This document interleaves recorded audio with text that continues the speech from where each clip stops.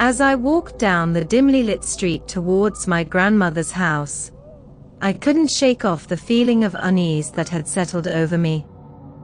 My grandmother was unwell and I wanted to check up on her, but the darkness and silence of the night seemed to heighten my fears. As I walked, my eyes caught sight of a lonely figure sitting on a bench, staring right at me.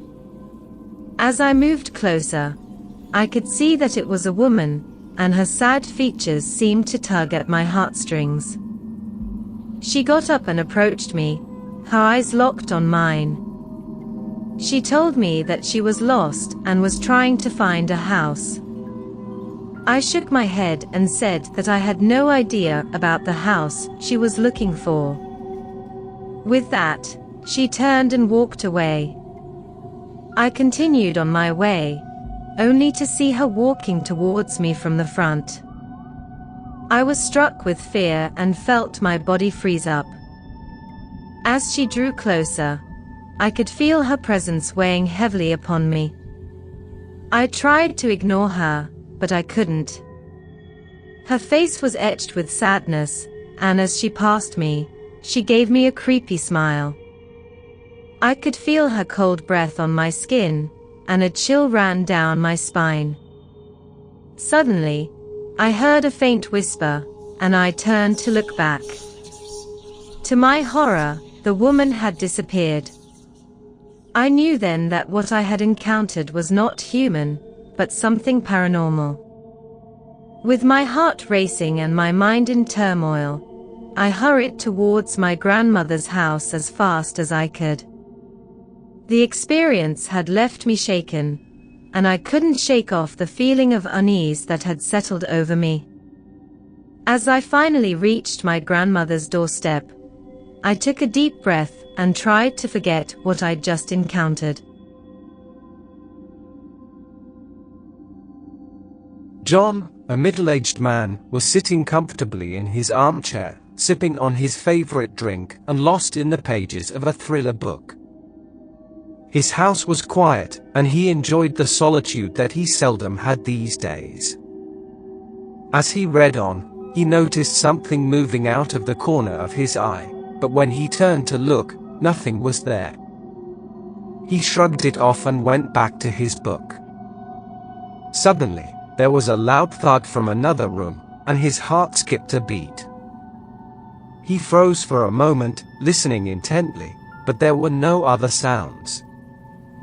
He took a deep breath and tried to calm his racing heart. With shaky legs, he slowly got up from his chair and made his way towards the room where the noise came from. As he entered the room, he saw that a vase had fallen off the table and shattered into tiny pieces on the floor. John let out a sigh of relief as he realized that it was just an accident and he had nothing to worry about. He turned around to go back to his armchair when he felt something brush against his shoulder. He quickly turned around, but there was nobody there. He tried to shake off the feeling and went back to his book, but he couldn't concentrate anymore. The tapping on his shoulder continued, and he flinched every time he felt it. He began to feel uneasy and wondered if he was alone in the house. As he tried to rationalize his fear, he heard a soft whisper in his ear. It was so faint that he couldn't make out what it said, but it was enough to send chills down his spine. He stood up quickly, his heart pounding in his chest. He searched the room frantically but found nothing. The feeling of being watched was becoming stronger, and John couldn't ignore it anymore. He decided to leave the room and go to the kitchen to make himself another drink. As he walked through the house, he felt like there was someone following him. Every creak of the floorboards made him jump, and every gust of wind made him feel like something was breathing down his neck.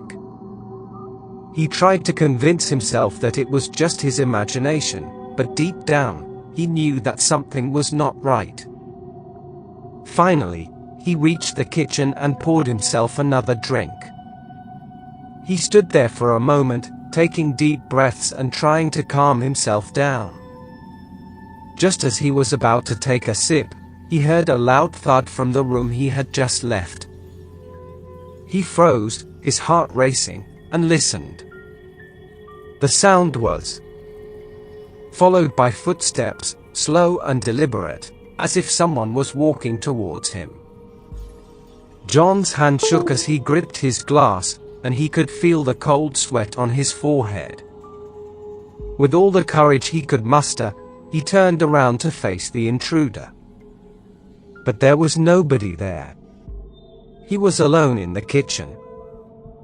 He let out a sigh of relief, but also felt frustrated at himself for letting his imagination run wild. As he took a sip of his drink, he noticed a shadow moving behind him in the corner of his eye. He turned around quickly, but there was nobody there. He tried to brush it off, but the feeling of being watched was becoming stronger. Just then, the power went out, and the kitchen was plunged into complete darkness.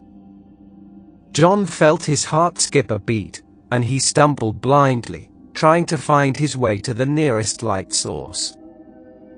He finally found a flashlight and turned it on, but the beam revealed nothing out of the ordinary. He decided that he needed to investigate further and headed towards the fuse box. As he made his way through the dark house, he felt like someone was following him. He shone his flashlight around, but he couldn't see anything. When he finally reached the fuse box, he saw that one of the fuses had blown out. He replaced it, and the power came back on. As he was about to head back to his armchair, he heard a voice behind him. "You shouldn't have done that, John." John turned around, and to his surprise, he didn't see anyone. He heard a faint whisper this time, but it was too soft to make out what it said. His heart was racing, and he felt a cold sweat on his forehead. He quickly realized that he needed to get back inside the house, away from the darkness outside. As he rushed towards the door, he heard a strange noise coming from the bushes nearby. It was a sound that he had never heard before, like something was moving around in the underbrush. John took one last glance towards the bushes and saw a movement around one section of the bush, and wondered why is the bushes moving, as there was no breeze. Wondering, he hurried back inside the house, closed and locked the door behind him. He was panting and could feel his heart racing. He wondered what was happening to him and if he was losing his mind. John knew that he had just experienced something paranormal, something that he could not explain.